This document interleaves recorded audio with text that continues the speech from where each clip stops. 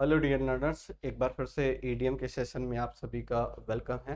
This is Pushpendra and welcome to all my channel. आप सभी का वेलकम है।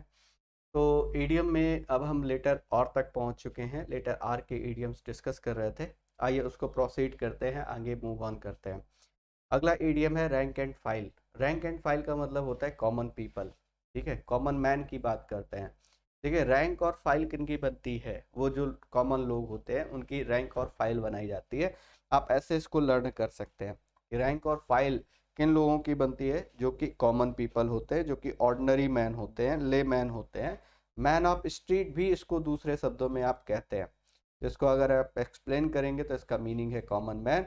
If we want our country to progress in every field, यदि हम चाहते हैं कि हमारा जो देश है वो हर एक फील्ड में तरक्की करे, we must improve the economic a lot the rank and file. तो हमें इकोनॉमी सुधारनी होगी, खासतौर से उस वर्ग की जो बहुत ही कॉमन है। कॉमन मैन की हमें इकोनॉमी पर खास ध्यान देना होगा। ठीक है, इसी को बोलते हैं man of street.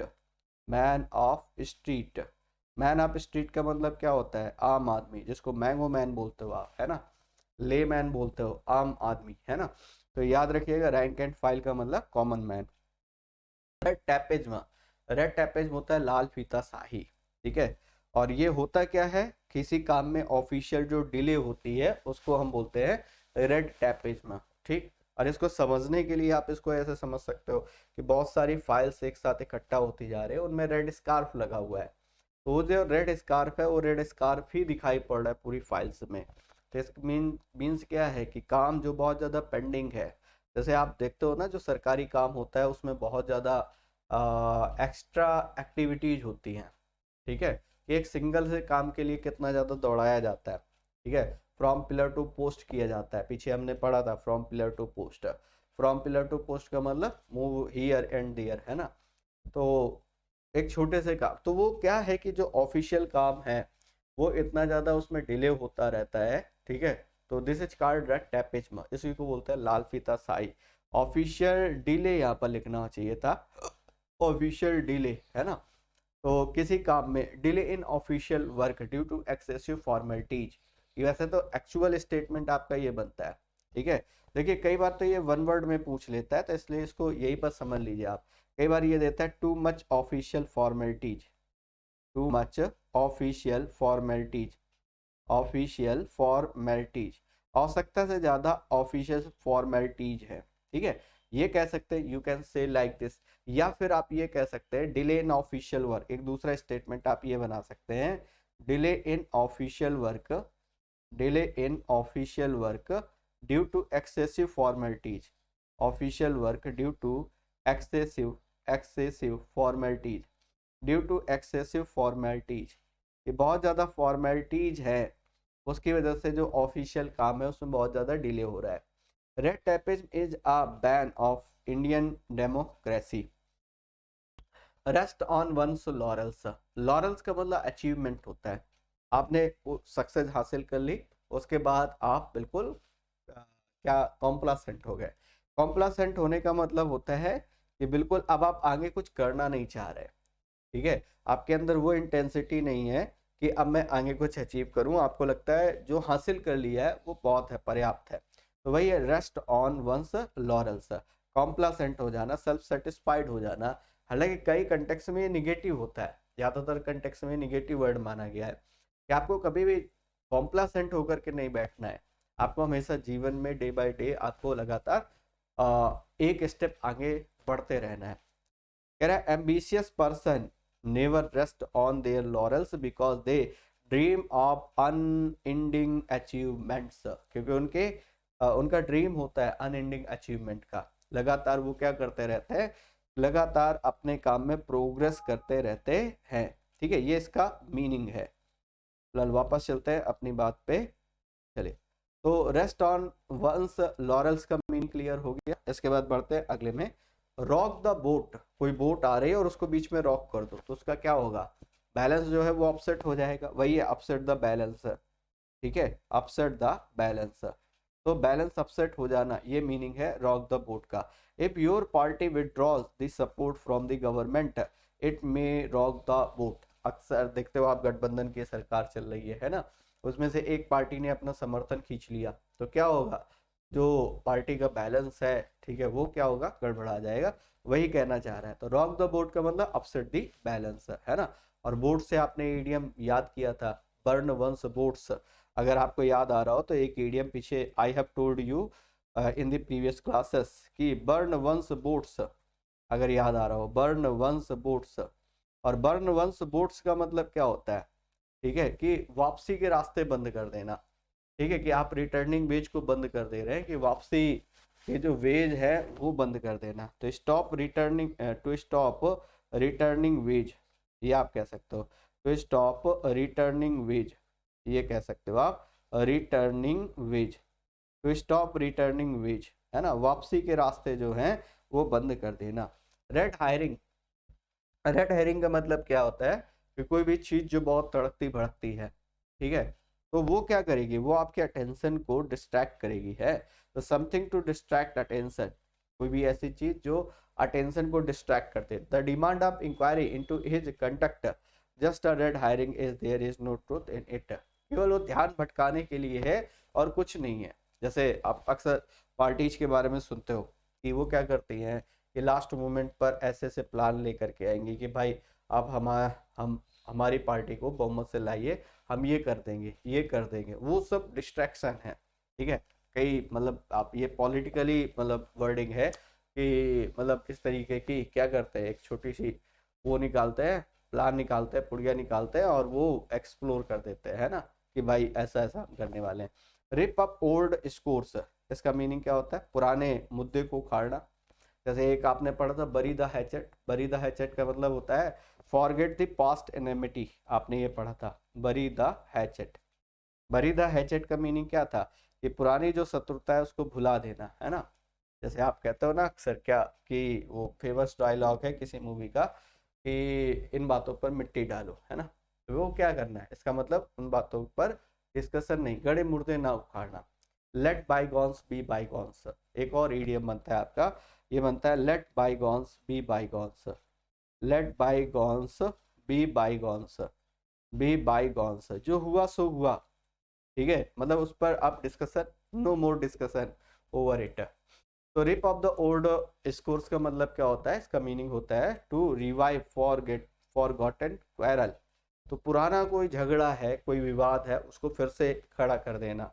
Rahul and his wife can't live in peace, वो शांति से रह ही नहीं सकते, कह रहा they are always ripping up old sores, वो क्या करते हैं, हमेशा पुरानी चीजों को उखाड़ते रहते हैं, पुरानी चीजों पर क्वेरल करते रहते हैं। कह रहा read between the lines, read between the lines का मतलब क्या है, इसका मीनिंग है कि लाइनों के बीच में पढ़ना। लाइन्स में के बीच में पढ़ने का मतलब क्या, लाइन के बीच में तो कुछ लिखा ही नहीं है, तो जो लिखा नहीं वो मीनिंग डिड्यूस कर लेना, है ना। तो इसको बोलते हैं read between the lines. Understand the hidden meaning, ठीक है, कई बार आप देखते हो कि किसी लीडर ने कोई बात कही, जो नहीं कही है वो निकाल लेना, है ना। तो ये क्या है, ये है रीड बिटवीन द लाइन्स, मतलब इम्प्लाइड मीनिंग। जैसे कई बार आप फिगर ऑफ स्पीच जैसे आप पढ़ते हो, जैसे ईडियम सी आप पढ़ रहे हो, तो कई बार आपको वर्ड अलग मिलेगा, मीनिंग अलग मिलेगा, बिल्कुल डिफरेंट मीनिंग मिलता है। जैसे कॉल नेम्स, है ना, तो आप कहोगे नाम से बुलाना, जबकि उसका मतलब है अब्यूज करना, तो ये क्या है, ये रीड बिटवीन द लाइन्स है, हिडन मीनिंग है। ठीक है, तो understand the hidden meaning, this is the real meaning of read between the lines. if her essay is read between the lines, we will find that she has made comments against the government. तो read between the lines का मतलब हो गया understand the hidden meaning. Rule the roost, dominate करना, बिल्कुल rule करना और roost करना, है ना, पूरी तरीके से। जैसे इस समय आप परफेक्ट एग्जांपल, इससे परफेक्ट एग्जांपल क्या ही मिलेगा आपको, कि आप ऑस्ट्रेलियन टीम को देखिए, है ना, वो पूरी तरीके से क्रिकेट वर्ल्ड वर्ल्ड में क्या कर रही है, डोमिनेट कर रही है। तो he they are ruling roost, ruling and roost, है ना। तो the rich rule the roost, society की बात करोगे तो जो रिच लोग हैं, जो धनी लोग हैं, अमीर लोग हैं, वो क्या करते हैं, वो डोमिनेट करते हैं, है ना। जैसे एक कपल की जब आप बात करते हो तो उसमें दो लोग होते हैं, है ना। तो एक कैसा होता है, एक रूल द रूस्ट करता है, दूसरा सबमिसिव होता है। एक डोमिनेट करता है, दूसरा सबमिसिव होता है। सबमिसिव मतलब थोड़ा सा अंडर प्रेशर रहने वाला, आप कह सकते हो कि बहुत ज्यादा डोमिनेट ना करने वाला। Another one, red rag to a bull. Red rag to a bull का मतलब क्या है कि जैसे मान लो कोई बुल है और उसको रेड रैग दिखा रहे हो, है ना, रेड कोई वो दिखा रहे हो, तो वो क्या करेगा, वो एकदम से भड़केगा, मारने के लिए दौड़ेगा। वो जैसे बुल फाइटिंग में आप देखते हो कि वो क्या करते हैं, रेड वो दिखाते हैं, रेड रैग दिखाते हैं, और वो बुल क्या होता है, वो अचानक से प्रोवोक हो जाता है पूरी तरीके से। एनीथिंग दैट प्रोवोक्स, कोई भी ऐसी चीज जो प्रोवोक करती है, इंस्टिगेट करती है ना, उसको बोलते हो आप red rag to a bull. The law against the dowry system, जो नियम बनाया गया डाउरी सिस्टम के against, for the greedy person like red rag to a bull, तो ये उनके लिए कैसा साबित हुआ, red rag to a bull, वो एकदम से क्या हो गए, इरिटेट हो गए, प्रोवोक हो गए। राइड रफ सॉर्ड ओवर, ठीक है, तो इसका मीनिंग क्या है, इसका मीनिंग है to treat in a high handed fashion, ठीक है। Don't ride roughshod over a person when he is down and out. तो क्या है, बहुत ही ज्यादा मतलब किसी पर्सन को ऐसे ट्रीट करना कि वो बहुत ही ज्यादा कैसा है, बहुत ही ज्यादा आप कह सकते हो ओवर फैशनड है, या बहुत ही वैसे ट्रीट करना कि बहुत ही ज़्यादा अमीर है या रिच है। तो उसी तरीके का ये है कि डाउन एंड आउट जो लोग हैं, जो बिल्कुल रुइंड हैं, उनको इस तरीके से ट्रीट ना करो कि वो बहुत ही ज़्यादा ओवर फैशनड है या ओवर रिच है। अनदर वन, रब ऑन द रॉन्ग वे। रब ऑन द रॉन्ग वे मतलब रॉन्ग वे पर रब करना, मतलब सही डायरेक्शन में ना जाना, जो आपको क्या कर सकता है, एनॉय कर सकता है। इट मीन्स है ना, if you rub him the wrong way he is bound to react, ठीक है। तो अगर तुम उसको एनॉय करोगे तो वो क्या करेगा, रिएक्ट करेगा। जैसे कोई मंकी है या कोई डॉगी है, उसको बहुत ज्यादा आप एनॉय करोगे तो वो क्या करेगा, रिएक्ट करेगा। तो ये कुछ ईडियम्स थे, अभी कुछ ईडियम्स और डिस्कस करते हैं, एटलीस्ट कम से कम 15 ईडियम्स तो हम डिस्कस ही करते हैं। तो आइए बात करते हैं लेटर आर वाले कुछ और ईडियम्स हमारे बाकी हैं, उन पर चर्चा करते हैं, ठीक है। जैसे ये है rain cats and dogs. Rain cats and dogs का मतलब होता है डाउनपोर, और डाउनपोर का मतलब होता है मूसलाधार बारिश। इसका मीनिंग होता है डाउनपोर, और डाउनपोर का मतलब क्या होता है, मूसलाधार बारिश, है ना। वैसे कैट एंड डॉग से दो ईडियम बनते हैं, एक आता है कैट एंड डॉग लाइफ, ठीक है, एक ये आपका आता है cat and dog life. Cat and dog life, इसका मीनिंग क्या होता है, इसका मीनिंग होता है डिस्प्यूटेड लाइफ। इसका मीनिंग क्या होता है, इसका मीनिंग होता है डिस्प्यूटेड लाइफ, कैसा जीवन जो बहुत ही ज्यादा झगड़ालू है ना। तो ये ध्यान रखिएगा, रैन कैट्स एंड डॉग्स का मतलब डाउनपोर होता है, मूसलाधार बारिश होती है। दूसरा जो है कैट एंड डॉग लाइफ, इसका मीनिंग क्या होता है, इसका मीनिंग होता है डाउनपोर, है ना। कैट एंड डॉग लाइफ का मतलब डिस्प्यूटेड लाइफ, जैसे दो लोग हैं उनके बीच में बहुत झगड़ा है, तो उनकी लाइफ कैसी है, कैट एंड डॉग लाइफ है। इसी तरीके से आता है ये आता है डॉग्स लाइफ, एक ईडीएम ये कहते हो। तो डॉग्स लाइफ का मतलब कहते हो भाई मेरी जो जिंदगी है वो बिल्कुल नर्क हो चुकी है ना। आप इस तरीके से कुछ इंटरप्रिटेट करते हो, तो इसका मीनिंग क्या है, इसका मीनिंग है माइजरेबल लाइफ, यू कैन से माइजरेबल लाइफ। माइजरेबल लाइफ का मतलब क्या कहते हो, बहुत ही दयनीय जीवन है, दुखमय जीवन है। तो ये ध्यान रखिएगा, तीन ईडियम्स यहाँ से बताए मैंने आपको। रैन कैट्स एंड डॉग्स मूसलाधार बारिश, डाउनपोर कहते हो। दूसरा cat and dog life disputed life है, और and third one is dog's life, और डॉग्स लाइफ का मतलब क्या हो गया, माइजरेबल लाइफ। आगे चलते हैं, नेक्स्ट अनदर वन बढ़ते हैं, रेड हैंडेड। रेड हैंडेड का मतलब होता है रंगे हाथों पकड़े जाना, ठीक है। Caught while committing the crime, ये आप कह सकते हो, catch while committing the crime, while committing the crime, ठीक है। क्राइम कमिट करते हुए पकड़े जाना, ये क्या कहलाता है, ये कहलाता है रेड हैंडेड, ठीक है, रंगे हाथों पकड़े जाना। तो होप सो क्लियर है, तो आसान है। रेड लेटर डे, ये क्या होता है, रेड लेटर डे की बात करते हो तो बहुत ही historical day, important day, you can say important day. जैसे आप कहते हो कि जो 15 अगस्त है वो हमारे इंडियन हिस्ट्री में कैसा है, रेड लेटर डे है। जैसे इसी से मिलता जुलता आपका आता है गला डे, और गला डे का मतलब क्या होता है, day of happiness, you can से डे ऑफ हैप्पीनेस, है ना।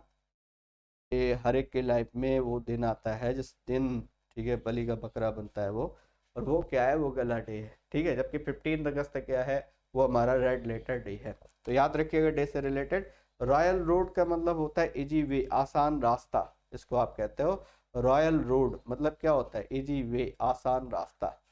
रॉयल रोड का मतलब इजी वे। जैसे कहते हैं सक्सेस का जो रास्ता है वो आसान नहीं है, ये रॉयल रोड नहीं है कि आप आसानी से इसको गेन कर लें। ठीक है, तो याद रखिएगा रॉयल रोड का मतलब इजी वे। ठीक है, तो ये कुछ ईडियम्स थे जो हमें डिस्कस करने थे आज के सेशन में। बाकी हम मिलते हैं नेक्स्ट सेशन में और आगे इसी को प्रोसीड करेंगे, कुछ और ईडियम्स को एक्सप्लोर करने की कोशिश करेंगे। Thanks for attending this session. Thank you guys.